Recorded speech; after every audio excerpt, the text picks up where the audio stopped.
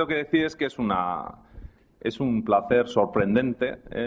Cuando me comentó Mariano que iba a provocar una jornada alrededor de este trabajo y de los valores y tal, a mí me parecía muy poco interesante para la mayoría de las empresas o del entorno, ¿no? Y es sorprendente que haya tanta gente y que vengáis a oír hablar de un tema pues tan abstracto y tan aparentemente pues poco alineado con las estrategias de gestión, no sé, de los grandes gurús americanos. No sé si algunos, bueno, sí, probablemente también teóricamente estarían interesados. No sé, no me acaba de, o sea, me sorprende gratamente y os agradezco a todos que hayáis venido y espero estar a la altura y aportaros algo, ¿no?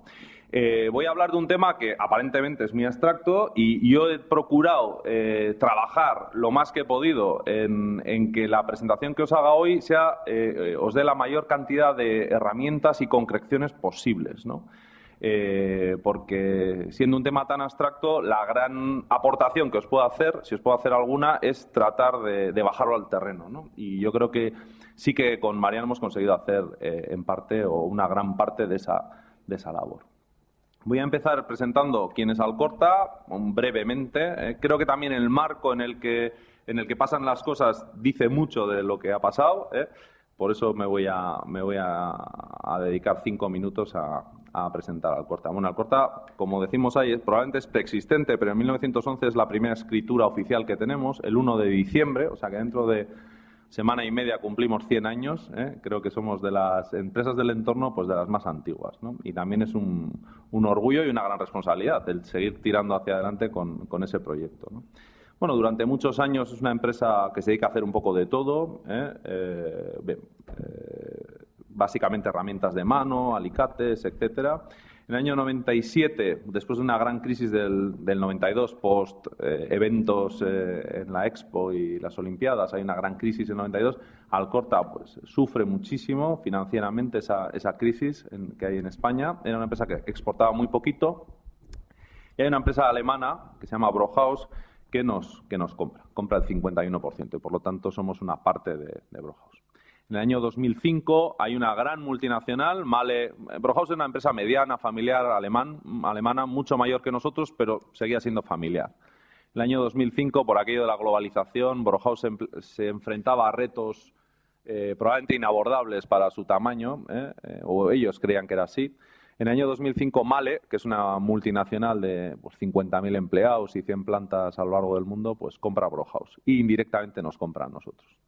Digamos que eso fue una experiencia en parte traumática. Nosotros habíamos siempre sido parte de una empresa familiar, incluso con Brohaus el trato era familiar. Bueno, el haber convivido 2 años, 3 años en lo que es una multinacional de verdad y cuáles son sus sistemas de gestión, cuáles de verdad son sus valores, más allá de los que, si miráis la web de Mahle, plantean una serie de valores que a mí me dan la risa ahora mismo, ¿no? Bueno, pues el haber vivido en ese entorno también nos ha marcado, y parte de lo que luego ha pasado tiene relación con esos 2 años de vivencias, en particular o en general bastante desagradables. Vale, en el año 2007, pues Mahle decide marcharse y bueno, nosotros poco a poco hacemos una reflexión, ya no somos una planta de una multinacional, somos una empresa, necesitamos una estrategia propia, empezamos con una estrategia más multinacional, un poquito más de acercarnos al mercado, que nuestro mercado es automoción, y bueno, pues creamos una empresa diferente, nueva, con una proyección un poco más universal, ¿no? Y le llamamos pues Alcorta, evidentemente, Forging Group. Nosotros forjamos, no he dicho lo que hacemos, forjamos. Forjar es casi el oficio más viejo del mundo, algún otro más antiguo, pero este es casi, es de las primeras cosas que se parecen en algunas cosas, porque digo, porque en automoción la verdad es que estamos muy al servicio de los clientes, excesivamente probablemente. Nosotros nos dedicamos a hacer piezas de automóvil, las calentamos, las golpeamos y a base de golpes hacemos piezas, eso lo hacía casi los neandertales, con lo cual es un producto maduro, una tecnología conocidísima. Bueno, he estado en la India la semana pasada y bueno, hay grandísimas forjas que conocen perfectamente, llevan 100 años forjando y tal. Con lo cual, pues parece difícil competir, ¿no?, en ese mercado. Bueno, pues nosotros lo estamos intentando, Y no solo eso, sino que, como ponemos ahí, pues vamos a celebrar nuestros 100 años. Llevamos 100 años forjando y creemos que nos quedan, esperamos, trabajamos para que nos queden al menos otros 100 por delante, ¿no? Y con esa ilusión seguimos. Bien, bueno, simplemente por daros una idea, ahora forjamos básicamente en el Goibar, es nuestra planta central. Nosotros somos 180 trabajadores, básicamente los 160 estamos en el Goibar, es donde hacemos los procesos centrales, donde está toda nuestra ingeniería, etcétera. Luego tenemos una planta, digamos, más modesta en Port Elizabeth, en Sudáfrica, donde hay pues unas 10 personas, dependiendo del ciclo, ¿no? Pero puede haber más, hay un par de personas más en la oficina y hay pues gente más de taller, ¿no? Haciendo operaciones sencillas, etcétera. Y luego tenemos un negocio también en Chequia y tenemos algún tipo de soporte ya en Alemania, representantes en Francia, Italia, Estados Unidos. Exportamos el 90% de lo que fabricamos y, por lo tanto, pues somos una empresa con vocación de presencia lo más internacional posible, a pesar de nuestro reducido tamaño para ese reto, ¿vale? Simplemente por enmarcar un poco quiénes somos. En el año 2004, hasta entonces gerente Teodoro Alcorta, que fue mi predecesor en la empresa, ya éramos parte de Brohaus, pero como os he dicho, era una empresa familiar, nos dejaba bastante independencia, etcétera, ¿no? Bueno, Teodoro se jubila, Teodoro, que es gran amigo mío y del que he aprendido muchas cosas, pero tenía otro estilo de gestión, más de una persona, pues, digamos, de los años 60, 70, pues mucho más jerárquica, más, digamos, basada en el control de las personas, muy poquita autogestión, no le gustaba el trabajo en equipo, le gustaba siempre, yo recuerdo, tratar 1 a 1 con él, siempre ganaba, claro, ya, si nos ponía 4 o 5 tenía riesgo, ¿no?, de que le apretáramos, pero 1 a 1 siempre nos ganaba. Y era otro estilo, ¿no? Y aportó muchísimas cosas a la empresa. Nunca le criticaré, ¿no? Porque aprendí mucho de él. Pero sí que él mismo, ya antes de jubilarse, pues empezaba a alumbrar, ¿no? Oye, es posible que tú seas el sucesor. Bueno, luego finalmente eligió Male y me eligió a mí. Yo estaba en la empresa, yo era el director de producción. Y bueno, pues es posible y evidentemente mi forma de trabajar ni coincide con la tuya, ni con tu cultura, ni yo tenía 30 años en aquella edad, en aquella época, o 30, bueno, cuando entré, en el 2004 tenía 34 años, ¿no? Era una persona con muy poca experiencia y desde luego con muchísima menos capacidad de decidir que Teodoro, que había visto el mundo, le había dado 50 vueltas y probablemente era mucho más fácil que acertara que yo, que tenía muy poca experiencia en gestión y desde luego como gerente de una empresa ninguna, ¿eh? Con lo cual, pues digamos que ahí hay una obligación de cambiar el estilo, ¿eh? Tampoco a nivel personal yo me sentía o sea, lo que a mí me salía no era un trabajo individual, sino yo pues estoy más vocacionado a un trabajo en equipo, a que la gente participe, etcétera, ¿no? Entonces yo veía que teníamos que dar ese cambio cultural obligadamente. Y empezamos a trabajar en un proyecto más participativo, que en alguna otra charla os lo he contado con mucho detalle y hoy no es el objeto tampoco, pero sí enmarcar otra vez de dónde viene todo esto. Bueno, pues intentamos poco a poco ir haciendo más partícipes a las personas de la empresa en la gestión, empezamos a tratar de informarles de algunos resultados, incluso pensábamos ya entonces en que si pudiéramos extender eso a la propiedad de la empresa sería fantástico, ¿no? Y luego en el momento en el que Male se va, hay unos cuantos, ahora mismo somos 15 trabajadores de la empresa que somos accionistas y nosotros nos gustaría que fuese más, ¿no? Que fuese la mayor cantidad de personas posibles, basados en esa idea de maximizar la participación en la gestión, en los resultados y también las grandes decisiones que ahora mismo le corresponden a la propiedad de la compañía. Vale, es decir, hay todo un proceso de incremento del grado de participación de las personas en la sociedad, ¿no? Bueno, y ahí planteo esa pregunta, bueno, ¿y cómo hacemos esto? Claro, queremos cambiar una empresa que ha trabajado pues 40 años de una forma a trabajar de una forma completamente diferente. Bueno, pues leyendo, la verdad es que fue leyendo literatura, pues seguramente hablando con Mariano y con algún otro consultor y leyendo, pues bueno, descubrimos una herramienta que era esta de los valores que quizá nos podía ayudar, ¿vale? Entonces empezamos a trabajar con esa idea. Vamos a ver si queremos la gente era muy difícil que en Alcorta se tomaran decisiones, porque, digamos, no había un terreno de juego claro. Digamos que el anterior, o sea, Teodoro no proporcionaba esa seguridad, ¿no? Es decir, esa seguridad que es necesaria para poder decidir. Había más miedo a la decisión, a equivocarse, a la bronca. El terreno de juego no estaba claro. Y una de las ideas que un grupito estuvimos dándole vueltas ahí es: hoy vamos a poner un terreno de juego claro, para que en ese terreno ya más acomodado la gente se pueda, digamos, tenga mayor seguridad para poder tomar decisiones y poder equivocarse, porque es inherente a tomar decisiones. Y cogimos esta idea de los valores, bueno, también, sí, efectivamente, de los libros de gestión americanos, o sea, que algo digamos, en mucho de lo que está, también están esos libros, ¿no? Otra cosa es cómo luego se llevan o no se llevan a cabo en las multinacionales, básicamente. Entonces, decidimos, creamos un equipo de trabajo, fue un equipo de 25 personas, en la que estuvo mucha gente implicada, gente de planta, gente de las oficinas, directivos, de todo tipo de gente, en la que tratamos de decir: bueno, vamos a establecer esto, le vamos a llamar valores porque no hemos encontrado ningún nombre mejor, pero queremos definir esto, ¿no? Nuestro estilo de trabajo. ¿Cuál va a ser nuestra forma de gestionar, nuestra forma de relacionarnos, nuestra forma de tomar las decisiones? ¿Vale? Vamos a dar pautas de actuación, o sea, vamos a decir cómo tenemos que tomar las decisiones, para que el qué no nos dé miedo. Si la decisión no es buena, ya la corregiremos, pero si las tomamos de una forma, vamos a darnos la seguridad de que yo si tomo de esta forma la decisión, me puedo equivocar, pero es aceptable la equivocación, ¿vale? Hasta entonces, y construyendo, lo que digo, hay un marco de seguridad para facilitar esa decisión, quitando la barrera mental del miedo a equivocarme, ¿no?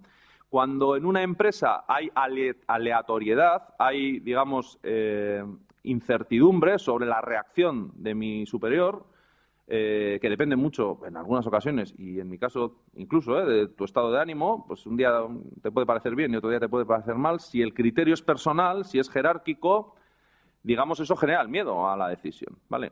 Si hay un campo de terreno, unas reglas de juego claras, seguramente la gente se va a atrever más a decidir, ¿vale? Y eso fue lo que quisimos establecer. Y, como dice Mariano, el que fueran, digamos, compartidas, evidentemente le da muchísima más fuerza, y van a ser unas reglas mucho mejor aceptadas, mucho más fáciles de implementar que si fuesen, pues, decididas por nosotros, ¿no? Bueno, pues nada, nos reunimos ahí. Fue a votación pura y dura, y, bueno, os cuento la anécdota de que, claro, los forjadores me pararon a mí por la forja y me decían: Lorenzo, o sea, ayer estuvimos en la reunión, no entendemos ni huevo lo que nos estás diciendo, los valores y una cosa, ¿no? Lo que decía, es una cosa muy abstracta, ¿no? Y claro, un forjador que probablemente con la misma nivel de inteligencia que el mío, pero una capacidad de abstracción menor, porque no ha estudiado. Es la única diferencia, probablemente, Como no ha estudiado, no tiene esa capacidad de abstracción. Como no tiene esa capacidad de abstracción, no entendía el planteamiento, ¿no? ¿Qué es eso? O sea, ¿qué valores de qué? ¿De qué me estás hablando? ¿Estás hablando de religión o de qué me estás hablando, no?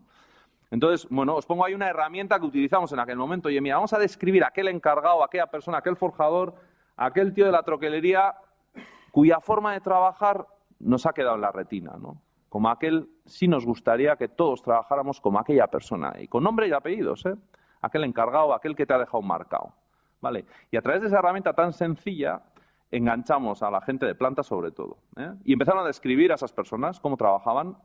Hostia, es que aquel hacía esto, aquel hacía lo otro, aquel era un tío respetuoso, no decía no sé qué, no sé cuál, no sé cuál. Y esto es lo que no... Efectivamente, y si esto le llamáis valores, pues muy bien, pero esto sí que es la forma de trabajo que nos gusta a nosotros, ¿no? Y fue por votación, y hubo una votación, bueno, más o menos los libros decían que había que estar entre 4 y 8, y el quinto valor había un salto hasta el sexto, un salto grande en número de votos. Y fue así, pues cortamos al quinto y dijimos, bueno, pues este es nuestro estilo de trabajo. Estos son nuestros valores, esta es nuestra forma de trabajar, ¿vale? Y están ahí. Son 6 porque hubo uno que es la fiabilidad que no salió, porque no nos sale. No nos sale ni por el forro, y luego contaré cómo pues, nos hemos visto obligados a integrarlo y a trabajarlo, ¿vale? Los otros 5 nos salen, Trabajar en equipo nos sale, adaptarnos a los cambios nos sale. Somos personas que queremos ser críticos y construir con la crítica. Nos sale la comunicación, el respeto mutuo y la implicación de todos, ¿vale? Esto nos salió, ¿vale? Vale, ¿cuál era el reto después? Dice, bueno, pues muy bien, hemos hecho un esfuerzo tal, muy bonito, muy divertido. ¿Cómo hacemos para que esto, que es lo que yo quiero hoy intentar aportarlos, cómo hacemos para que esto no se quede en una declaración de intenciones, en un papel ahí? Yo cuando trabajé yo trabajé una época en el BBVA y estaba ahí, pum, en todos los despachos está la misión, la visión y los valores, ¿no? Y ahí está. Yo creo que no lo usaban para mucho más, igual ahora sí, pero entonces yo no vi que lo usaran para mucho más que para decorar las paredes, que quedaba súper chulo, la verdad. Pero decíamos, joder, para nosotros, después de todo este esfuerzo, y además un esfuerzo de compartir, ¿no?, lo que a mí me gusta, joder, no vamos a ser tan cutres ahora de dejarlo ahí quieto, ¿no? Vamos a darle vuelta, vamos a moverlo, ¿no?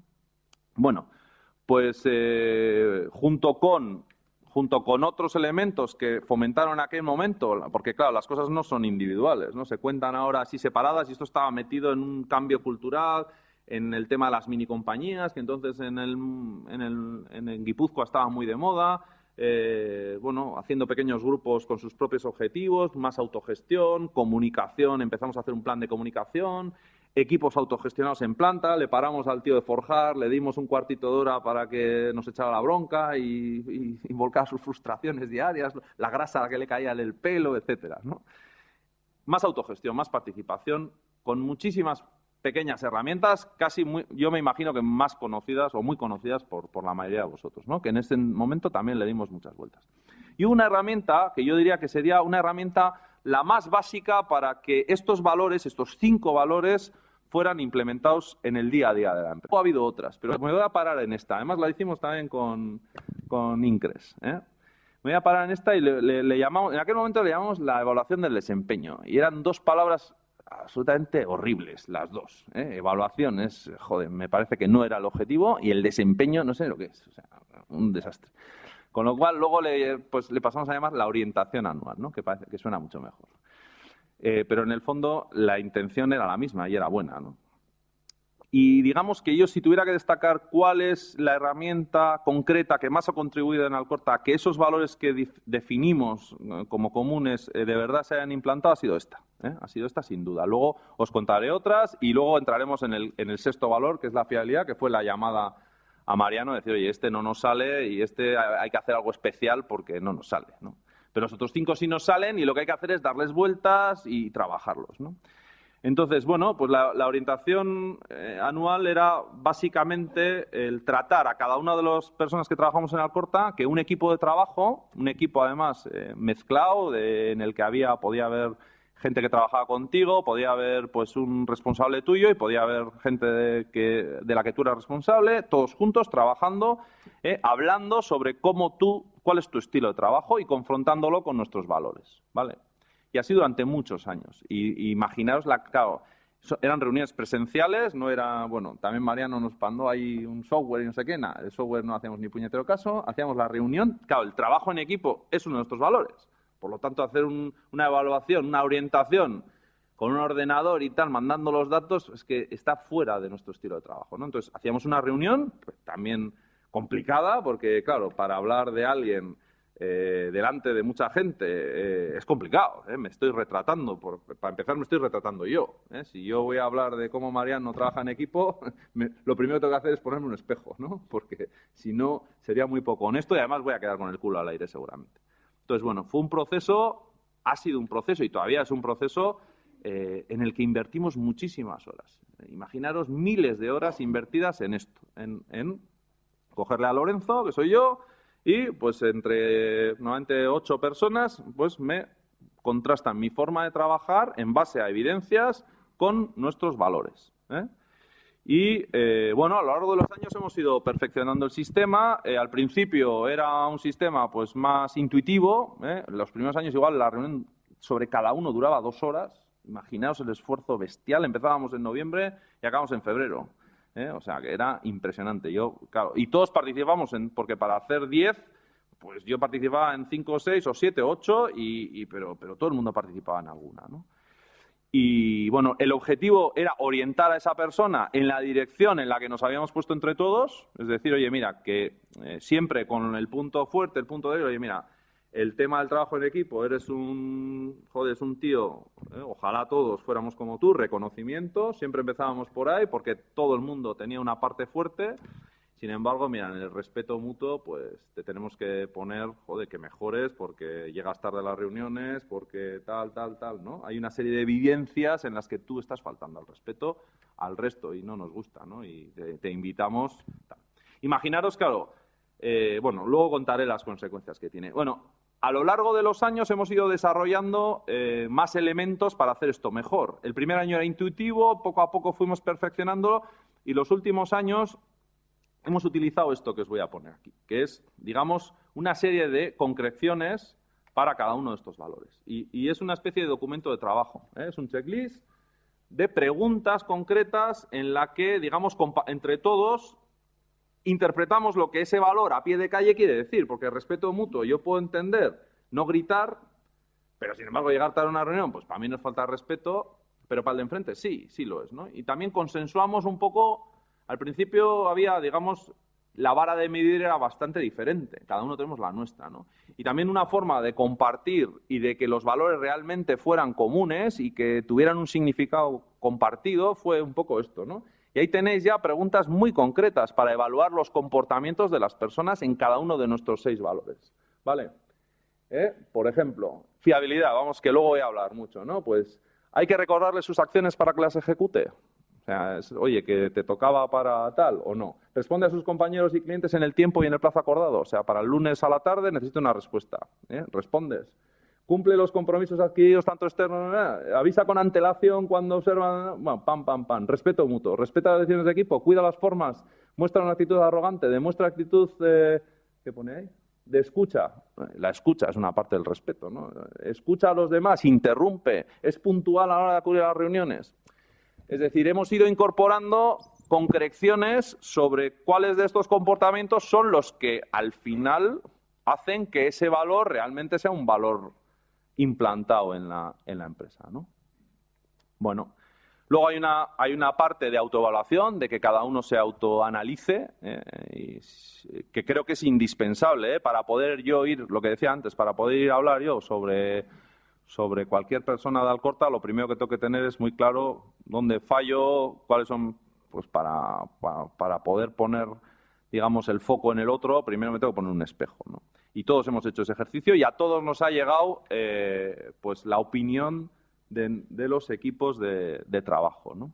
Y es una opinión, como os imaginaréis, con bastante autoridad.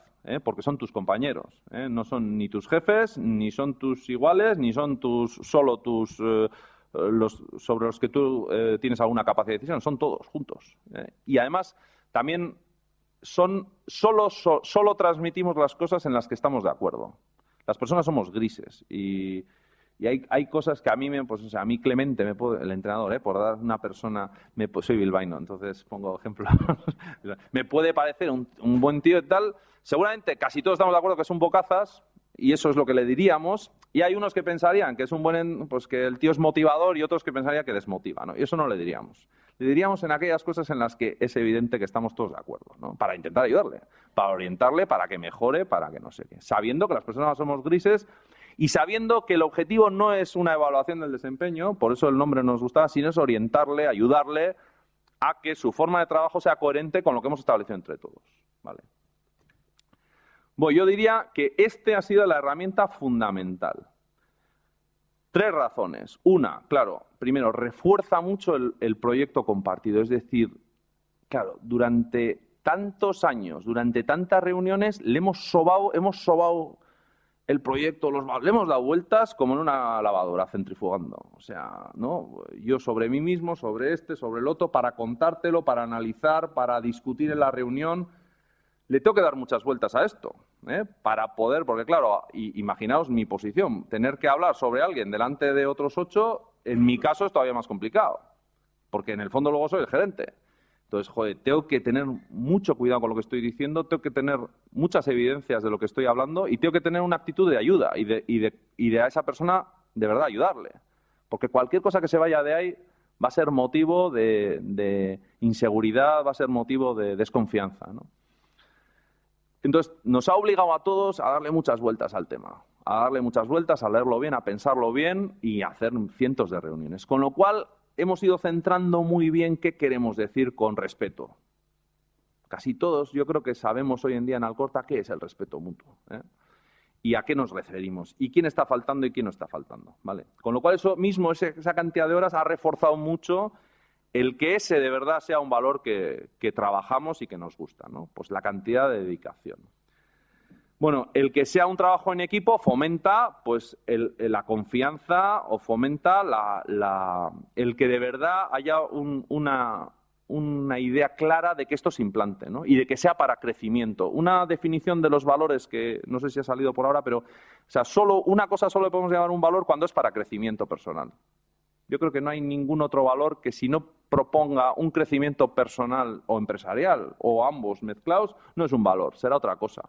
Con lo cual, digamos, aquí había bastante de sinceridad, ¿no? En el planteamiento. Mira, es una reunión de grupo, mira, es por ayudarte, mira, ¿no? Siempre que empezamos, además, como todos hemos participado, cuando empezamos siempre decimos, oye, el objetivo es ayudar, es orientar, es que todos trabajemos en la misma dirección, ¿no? Y, por último, pues lo que ha contribuido es a lo que decía. Oye, mira, si tú cualquier decisión que tomas la tomas desde estos 6 puntos, te puedes equivocar, pero es tolerable. Lo que no es tolerable es que no la tomes así. Si tú tomas una decisión saltándote el trabajo de un equipo, no sé si has acertado o no, pero te vamos a tocar los huevos al final del año. Te va a caer un tirón de orejas. Si tú faltas al respeto, aunque aciertes en las decisiones, te vamos a tirar. O sea, el terreno de juego es este. Y dentro de ahí se toleran los errores. Pero el terreno de juego es este. Y eso yo creo que facilita el cambio de una empresa más jerárquica a una más participada. Y como veréis, ese listado de valores, que en principio podía haber sido un papel que se quedaba ahí, pues nos ha dado muchísimos quebraderos de cabeza, porque esto es un proceso, es un parto doloroso, es un proceso de muchísimo trabajo, con sus problemillas, con sus malas interpretaciones, con sus filtraciones, porque tú dijiste tal, hasta que nos hemos ido centrando en los objetivos, esto ha sido un pequeño parto, ¿eh? Otros ejemplos, ¿dónde más? ¿Qué otras herramientas hemos trabajado que nos ayudan a implantar los valores? Bueno, el proceso de selección de personal. Evidentemente, cuando hacemos un proceso de selección, dentro de que, claro, si buscamos un ingeniero que sepa alemán, pues eso es un mínimo, ¿eh? O sea, los conocimientos técnicos son el mínimo común denominador, pero dentro de esas personas que saben alemán y que son ingenieros, nuestros 6 valores son el criterio fundamental de decisión. Es decir, en Alcorta solo entran gente que creamos que va a trabajar así. Y todos los procesos de selección, que también son en grupo, y que todas las preguntas que hacemos a todos los candidatos son para saber si van a trabajar así.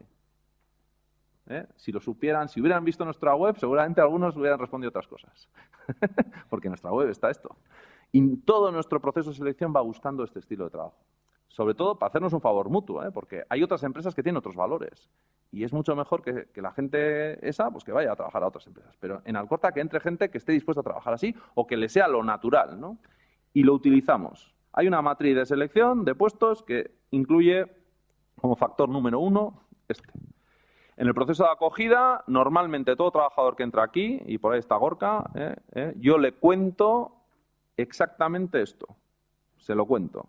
En privado, durante 1 hora normalmente, le cuento sobre todo los valores y qué quiere decir para nosotros y cómo los utilizamos y para qué y cómo se interpretan y le cuento la estrategia, ¿vale? O sea, en el proceso de acogida todo el mundo me ha oído a mí hablar de esto. Con nuestros proveedores, Idoia, gracias por venir. En nuestro día del proveedor, esto es también, no todos, pero algunos de estos, y sobre todo este año la fiabilidad, es un elemento, yo diría, esencial de nuestra charla. Les hacemos partícipes de que nosotros queremos trabajar así, de que para nuestro mercado, para nosotros, esto es importante. Y de hecho Idoia ha venido hoy pues porque le habrá interesado lo que le contamos el día del proveedor. Bueno, en comunicaciones internas, hay comunicaciones diarias. En el plan de comunicaciones vamos introduciendo, recordando este tipo de ideas. ¿Vale? Vale, la fiabilidad. Bueno, os he contado un poco la generalidad de los valores en Alcorta. Y ahora vamos ya en concreto al valor de la fiabilidad. El valor de la fiabilidad no nos sale. En general yo diría que a las culturas, digamos, de la mitad de Francia hacia abajo ya nos empieza a no salir. Y no os cuento de Burgos para abajo, bueno, es una cosa... bien. ¿Qué pasa? Que nosotros estamos en el mercado de automoción. El automóvil es el segundo elemento más caro que compra una persona en su vida, salvo que esté alquilado, con lo cual sería el primero. Pero una persona que compra su casa, el automóvil es el segundo elemento normalmente en el que hace la mayor inversión. La casa es un elemento estático. Es difícil que una casa se caiga, te falle, bueno, puede tener goteras, pero es una cosa rara. Sin embargo, el coche es un elemento dinámico. Está sometido a carga, es fácil que falle y encima me permite, o sea, condiciona mucho mi vida actualmente. Me lleva a trabajar, le lleva a los niños al colegio, tal. Si me falla el coche, que es la segunda mayor inversión que hago, tengo un problemón. ¿Quién ha triunfado en el mundo en automoción? Pues hay dos mercados claros, dos líderes mundiales en automoción. Uno es Japón y Toyota, concretamente, que ha arrasado Estados Unidos a base de fiabilidad. Y otro es Alemania, es decir, los alemanes venden Mercedes y BMWs y Audis en todo el mundo. Y no son ni los más bonitos, porque los coches italianos son mucho más bonitos, ni son los más baratos, porque los indios son mucho más baratos, ni son los, no sé, no tienen ninguna característica en común más allá de la fiabilidad. Es la mayor característica. Es decir, son coches, cuando yo me compro un Toyota, lo que me venden es fiabilidad. Es decir, no va a fallar. No te va a dejar tirado, es una gran inversión que haces y confía en que lo que hemos dicho lo vamos a cumplir y no te vamos a dejar tirados, ¿vale? Con lo cual, para nosotros es un valor vertebrador, es de misión, es decir, está dentro de nuestro mercado, ¿vale?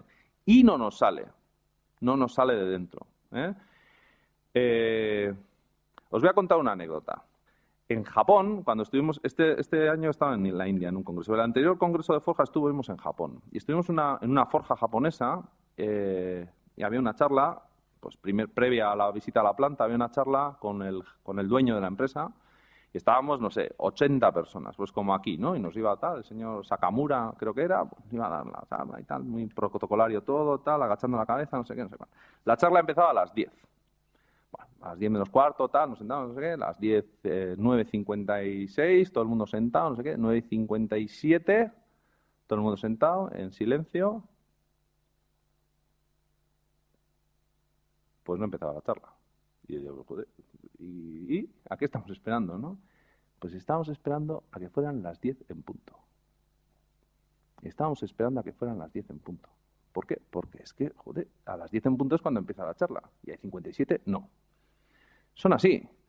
Y los alemanes son así. O sea, en el kindergarten, cuando dicen a las 9, es que son las 9. Joder, en el colegio de mi hijo, bueno, quien dice a las 9, dice a las 9:10, una madre viene corriendo, hay cuarto, le abre la puerta, joder, no vuelvas a hacer esto, tal. Vivimos así. Y no te cuento nada el que ha ido a Sudamérica, ¿no? Ahorita mismo, ¿qué significa ahorita mismo, no? Cuanto más calor hace, menos fiables somos. Pero no nos compraría un coche nadie. O sea, joder, el que ha tenido un Alfa Romeo, el que ha tenido la desgracia de tener un Alfa Romeo, se reirá. Porque ya sabe lo que pasaba, ¿no? Yo no. Pero, quiero decir, son muy bonitos, tal, pero no nos compra un coche nadie, joder. Y además yo creo que es que, digamos, a nivel de consumo, como consumidores somos muy exigentes. Cuando nos gastamos el dinero somos muy exigentes y queremos productos fiables. Como trabajadores y como no sé, como ciudadanos somos bastante menos fiables. Sin embargo, los alemanes y no os cuento los japoneses son gente muy fiable. Entonces, digamos que nuestros comerciales alemanes pues nos decían, oye, joder, aquí cuando decimos el viernes a las 4 es que no entienden que sea a las 4:30 y que no entienden que el camión llega a las 5. Es que no lo entienden. O sea, no es cuestión de, joder, que toca huevos, toca pelotas. No.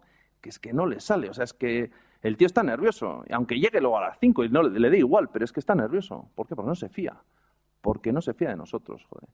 Y les estamos poniendo muy nerviosos. Si queremos vender en Alemania, tenemos que ser fiables, joder. Y aquí, pues, joder, al revés. Pues si, joder, no va a llegar... Fijaros, ¿no? La anécdota. Tú sabes que no va a llegar a las 4 el viernes y aquí la idea era una manta en la cabeza, mirar para otro lado y a ver si no les hacía falta. Y el lunes, pues cuando llegue el camión, pues igual, oye, si no ha pasado nada, es que realmente tampoco les hacía falta, ¿no? Y esa era la cultura de la casa, o sea, esconder la cabeza por debajo y a ver si de verdad era una verdad y tal. Y a veces, efectivamente, no les hacía falta, no decían nada, pero el día que realmente estaban esperando el camión para hacer el fin de semana no sé qué piezas, tenías montada la de Dios es Cristo. Y nadie lo entendía. Pero qué hijo puta el tío. O sea, hostia, ¿está esperando al viernes a la tal? Pues sí, claro, te ha dicho que a las 4 y él cree que vas a mandarle a las 4 el camión, ¿no? Entonces, bueno, pues este era un poco el reto, ¿no? Y el reto era, oye, de esa idea abstracta de fiabilidad que no nos sale, porque las que nos salen quizá era más fácil de escribirlas, ¿no? Porque son más culturales, nos gusta trabajar en equipo, a la mayoría de la gente que estábamos ahí nos gustaba, ¿no? Y esta, que era tan abstracta y tan poco vivencial para nosotros, pues fue la del reto, ¿no? Hostia, de una cosa abstracta que sí, que vale, que se concreta, pero ¿y cómo esto lo llevamos a la práctica, ¿no? Y fue el reto para Mariano, le llamamos, oye, mira, Mariano, efectivamente, lo estábamos metiendo en el plan de gestión, ostras, la fiabilidad como elemento de gestión, tal, pero si no la vivimos, si no trabajamos fiablemente, si no es una forma de trabajo, si no es un valor en alza, en Alcorta, joder, es que todo lo demás casca. O sea, no acabamos cumpliendo el plan, no acabamos enviando, es que no nos sale, y no le damos importancia, no la calibramos con el mismo nivel que la calibra nuestro mercado, ¿no? Oye, ¿qué podemos hacer para eso tan abstracto y tal? Joder, concretarlo en el día a día y tratar de mejorar o que Alcorta dé un salto en fiabilidad, ¿no? Bueno, pues lo que establecimos fue, bueno, pues las primeras cosas que hicimos, bueno, vamos a establecer un equipo de personas. Tú has dicho que es el equipo directivo. No voy a entrar mucho al detalle, pero no es. No. Es el equipo de personas fiables. Y hay algún directivo que no estaba. No voy a entrar más, pero es así. Entonces, bueno, cogimos un equipo de personas fiables.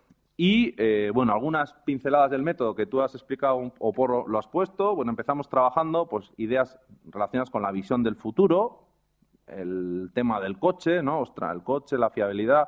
Si queremos vender en el gran mercado de automoción, esto es sí o sí.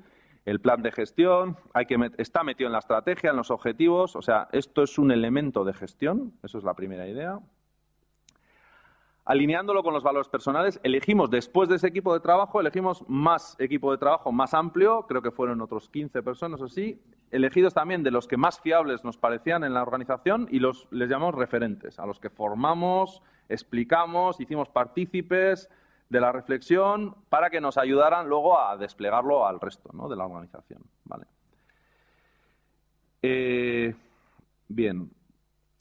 Luego, otro paso que hicimos fue eso, tratar de desgranar bien qué es la fiabilidad. Convertirlo en un proceso, digamos, con etapas más claras o más fácilmente identificables. La fiabilidad es un concepto en principio abstracto, pero que en la medida que empiezas a describirlo se concreta mucho, ¿no? Y eso fue una parte del trabajo importante. Y luego establecer unas reglas de comportamiento para que ese proceso, ese desgrane de pequeños pasitos que hemos dado, para que se acabe de cumplir y al final seamos fiables, ¿no? Y luego, por último, establecer un sistema o una forma de reconocer pues, a los que realmente habían sido fiables. Esto fue un poco el método que antes ha contado.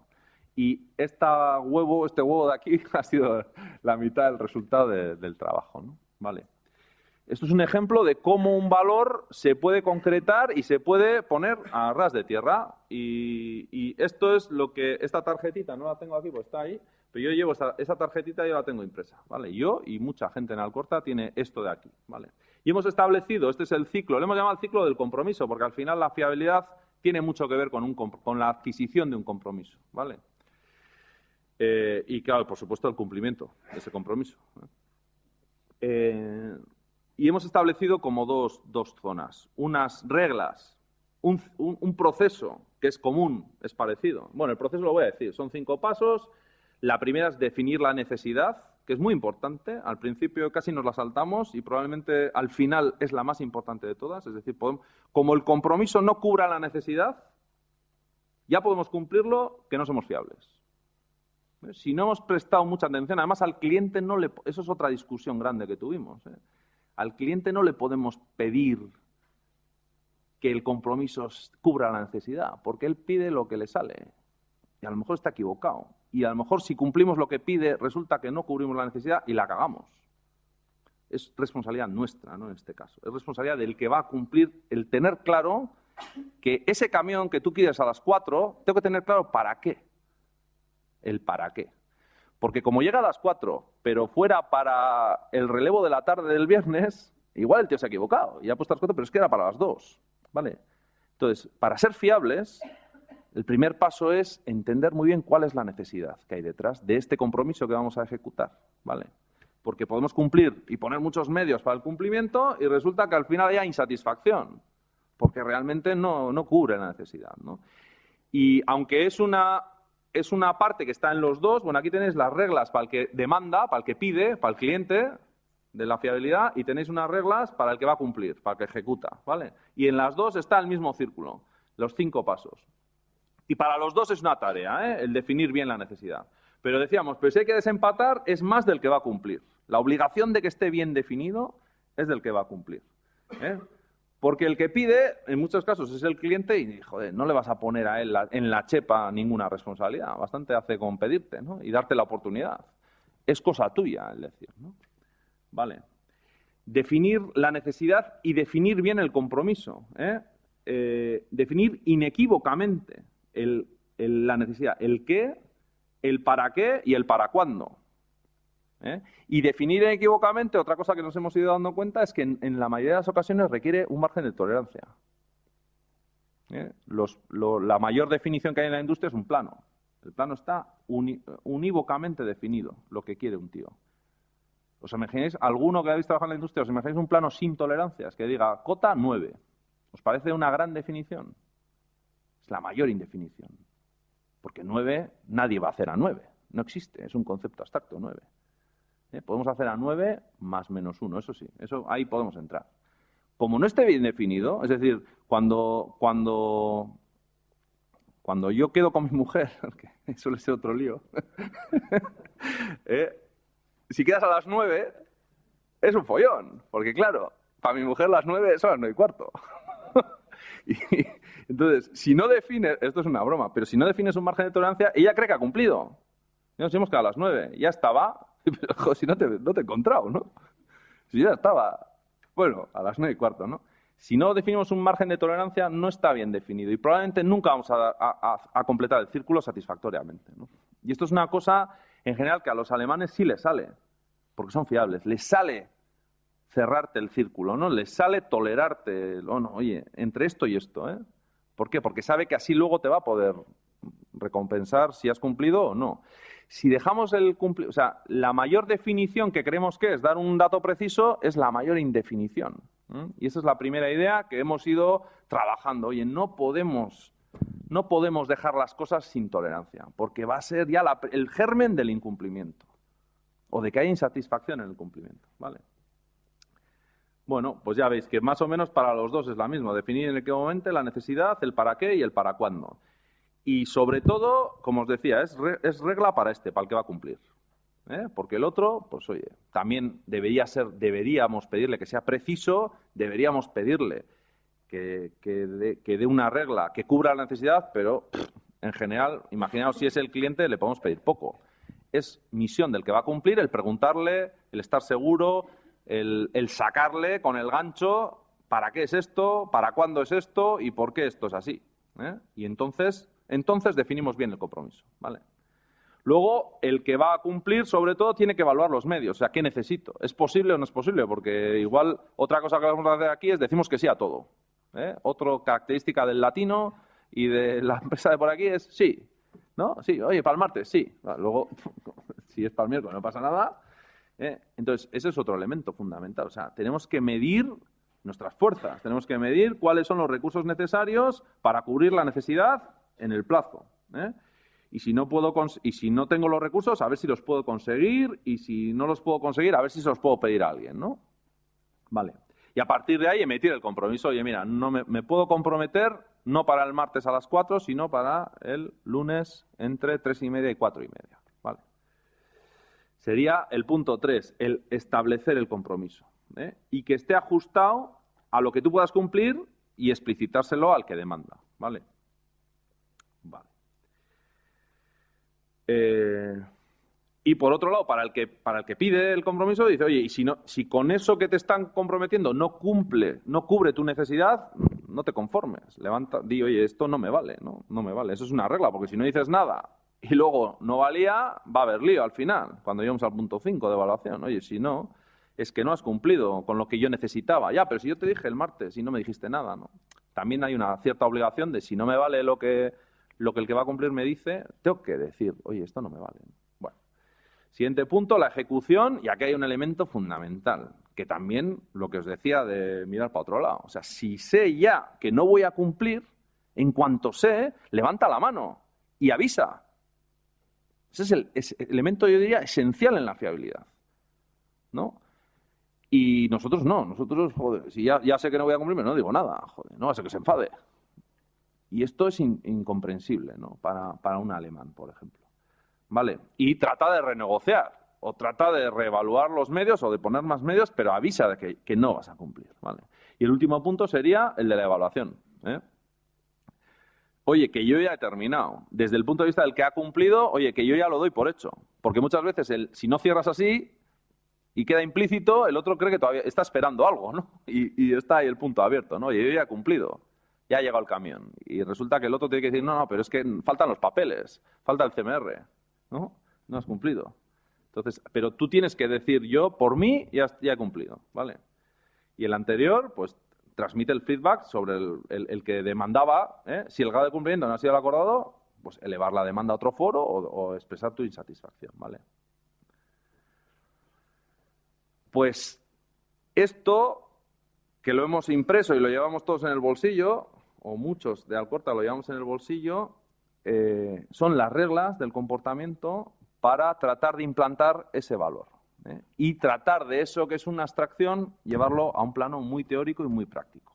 Y eso que no nos sale y que no es nato para nosotros, ni nos lo han enseñado en la guardería, ni nos lo han enseñado en ningún sitio, pues tratar de desgranarlo y dar una herramienta para que se pueda ejecutar con fiabilidad. Bueno, bien, entonces, sin más, para ir acabando, ¿eh? Y luego, si me queréis hacer preguntas, mucho más divertido, porque esto, si no, es un rollo. Bueno, lo que decía, primera idea, llamamos a referentes, gente que es más o menos más fiable que la media, les hemos tratado de explicar la metodología, la hemos compartido, ha habido incluso, pues, oye, cosas que no estaban claras, tal, y esta gente nos ha ayudado a luego implantarlo en el resto, ¿no? Establecimiento de ciertas rutinas, como decía, que a mí la rutina, lo que le decía yo a Mariano, es que me parece una palabra que refleja aburrimiento, ¿no? Y no me gusta por eso, pero sin más. Pero sí que efectivamente llevar el gráfico como chuleta. Por ejemplo, análisis de la fiabilidad de las principales reuniones. Y hemos revisado un montón de reuniones, la puntualidad, los compromisos, cómo facilitar el cumplimiento de los compromisos. Hemos puesto en algunos casos pactadamente costes de incumplimiento. ¿Qué pasa si hoy no cumplimos con esa misión no sé qué? Igual no vuelves a la reunión o igual te quitamos la acción. Imagínate una acción en un comité de dirección. Oye, para tal fecha, tal no está, vale, no te preocupes. Alguno igual se queda sin nada. Igual ya lo que no tiene que hacer es venir al comité de dirección, ¿no? Pero bueno, han sido una serie de costes de incumplimiento pactados, ¿no? Hay un lenguaje común, sobre todo fomentado mucho por los referentes, y os pongo, o sea, el para qué en Alcorta es casi ya... Casi nos lo damos a risa, ¿eh? Pero es una forma de hablar, el para qué. Oye, ¿para qué? ¿No? Una reunión, ¿para qué? ¿Para qué? ¿Para qué? El para qué se nos ha quedado como run run. Y levanta la mano. Cuando decimos ahora, oye, levanta la mano, queremos decir el punto 4, ¿no? Si sabes que no vas a levantar la mano. No te escondas la cabeza. O sea, hay una parte de la rutina que es el lenguaje empleado, ¿no? Que se ha ido quedando en cierto... Bien, y luego eso, en cada análisis, cada oportunidad, sobre todo los referentes, tenemos la obligación de aplicar el método, ¿vale?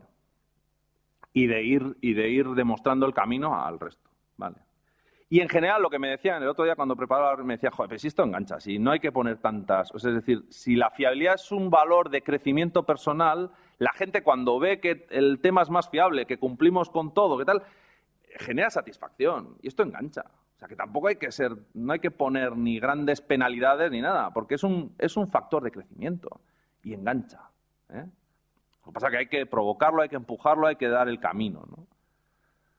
Vale. Y luego indicadores. Pues no, yo os diría que, joder, en nuestro caso, ¿qué indicadores tenemos de que la fiabilidad está mejorando en Alcorta? Pues el cumplimiento diario del plan de forja, ¿eh? La fábrica, como resumen, todos los que estáis en el ámbito industrial, es el sumidero de todas las faltas de fiabilidad. O sea, para que podamos fabricar, tiene que estar el acero, el plan de ventas bien metido, o sea, los programas de los clientes bien metidos, el acero a tiempo, el utillaje perfecto. Cualquier falta de fiabilidad acaba en que no forjamos.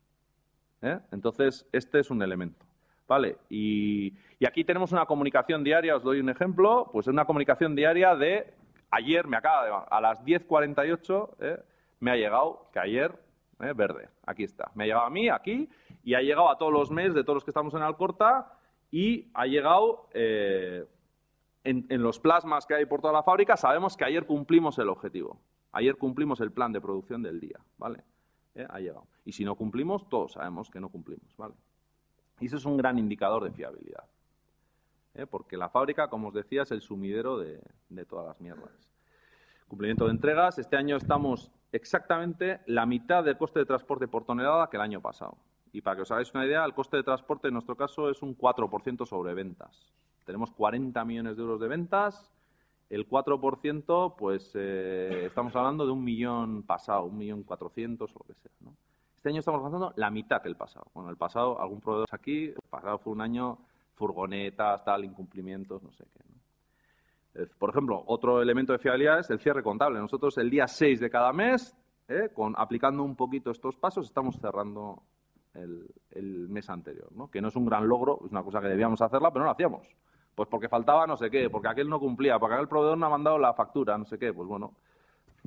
Y finalmente el gran contraste es si estamos recibiendo más, porque claro, todo esto tiene como objetivo que nuestros clientes estén satisfechos y que nos pasen más pedidos, ¿no? Es el principal objetivo que tenemos para garantizar nuestra rentabilidad y nuestro proyecto de empresa a largo plazo. Y eso también se está dando, ¿no? Estamos creciendo en ventas claramente. Y creo que fiablemente he cumplido con 50 minutos de